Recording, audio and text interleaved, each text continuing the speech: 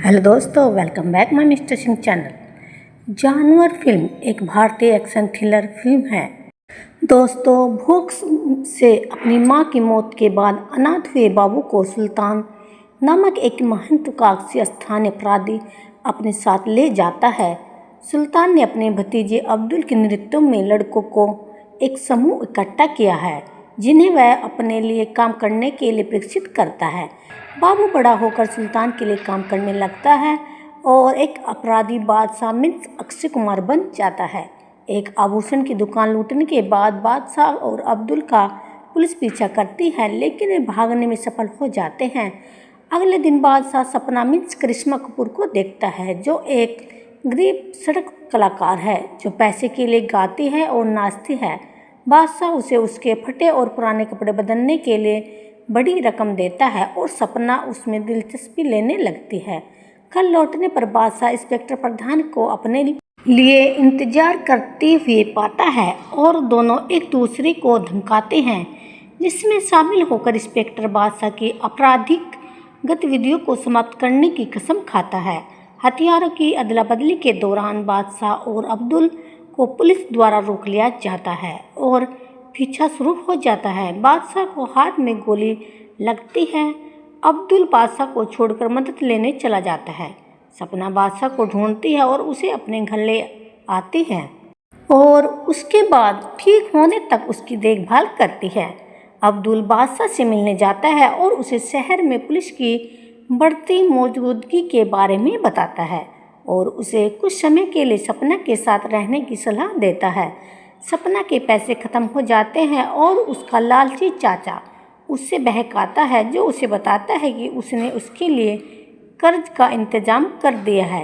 इसके बजाय उसे पता चलता है कि उसके मामा ने उसे एक बोतल शराब के बदले बेच दिया है, जो उसके साथ बलात्कार करने की कोशिश करता है।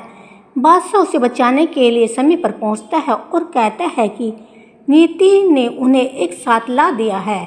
बादशाह सपना के सामने अपने आपराधिक जीवन को स्वीकार करता है और कहता है कि वह उससे शादी करने और शांति से रहने के लिए शहर और अपना अतीत छोड़ने को तैयार है, लेकिन वह एक और काम करना चाहता है ताकि भविष्य के लिए उनके पास पर्याप्त पैसा हो। एक गुप्त पुलिस मुखबिरी के साथ सौदा करने के बाद अब्दुल को गिरफ्तार कर लिया जाता है और बादशाह को एक इमारत की छत पर घेर लिया जाता है, लेकिन वह भाग निकलता है। इस बीच सपना के चाचा उसे अपमानित करते हैं और उसके और बादशाह के रिश्ते पर सवाल उठाते हैं। बादशाह ने सार्वजनिक रूप से सपना के लिए अपनी भावनाओं को व्यक्त किया और घोषणा की कि वे अगले दिन शादी करेंगे। मंदिर जाते समय बादशाह की मुलाकात उस पुलिस मुखबिरी से होती है जिसने अब्दुल की गिरफ्तारी का कारण बना था। गुस्से में आकर वह उसे मार डालता है और पुलिस के आने पर भाग जाता है। सपना, जिसे अपनी ही शादी में धोखा दिया गया था, अपने समुदाय द्वारा उसका मजाक उड़ाया जाता है। उसी रात बादशाह को एक बच्चा मिलता है जो एक रेल दुर्घटना में बच गया है और वह मदद के लिए सपना के पास जाता है। सपना को गलतफहमी हो जाती है कि बादशाह एक शादीशुदा आदमी है और अपने बेटे को उसके पास ले आया है। सपना के चाचा पुलिस को बुला लेते हैं और बादशाह सपना को सच्चे बताए बिना बच्चे को लेकर भाग जाता है। इस बीच बच्चे के व्याकुल माता पिता आदित्य और ममता अपने बेटे के लापता होने से जूझते हैं। बादशाह बच्चे को एक मस्जिद में छोड़ने की कोशिश करता है, लेकिन बाद में उसे गोद लेने का फैसला करता है। महीनों बीत जाते हैं और अब्दुल पुलिस के साथ सहयोग करने से इनकार कर देता है। इंस्पेक्टर प्रधान बादशाह की फाइल बंद करने से इनकार कर देता है, यह वादा करते हुए कि जब तक वह पकड़ा नहीं जाता वह न तो कोई पदोन्नति स्वीकार करेगा और न ही तबादला लेगा। बादशाह अपना आपराधिक जीवन पीछे छोड़ देता है और बाबू लोहार के रूप में एक नया ईमानदारी जीवन शुरू करता है। बाबू अपने बेटे के लिए पैसे कमाने के लिए बड़ी मेहनत करता है, जिसका नाम वह राजू रखता है और उसे अपने बेटे की तरह पालता है। 7 साल बाद राजू बड़ा हो गया है और स्कूल जाने लगा है। स्कूल की ट्रस्टी ममता राजू से मिलती है और उससे घुल मिल जाती है। उसे यह एहसास नहीं होता कि वह उसका बेटा है। वह उसे ढेर सारे तोहफे देती हैं, जिससे बाबू नाराज़ हो जाता है, क्योंकि उसे लगता है कि उसके बेटे को भौतिक चीज़ों का लालच देकर उससे दूर किया जा रहा है। अब्दुल जेल से रिहा हो जाता है और सुल्तान के घर जाता है, जिसने मान लिया था कि बादशाह भी जेल में है। अब्दुल को पता चलता है कि बादशाह ने सौदे के पैसे चुरा लिए थे और उसे जेल में छोड़ दिया था। सुल्तान बदला लेने की कोशिश करता है और चाहता है कि बादशाह उसके लिए काम पर वापस आ जाए।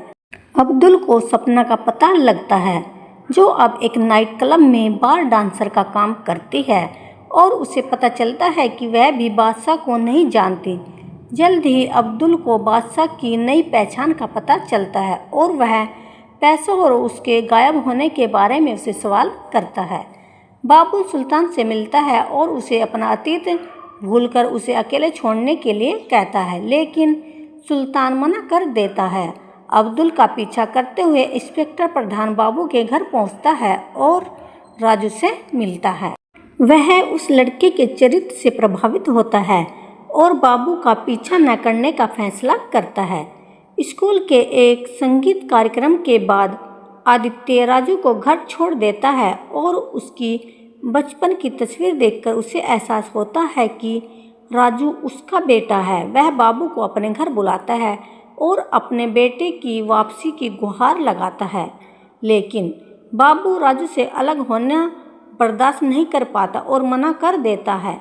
अब्दुल सपना को अपने अपमान का बदला लेने के लिए बादशाह को मारने के लिए मनाने की कोशिश करता है, लेकिन ममता को बाबू से अपने बेटे को वापस करने की गुहार लगाते हुए सुनने के बाद वह ऐसा नहीं कर पाती।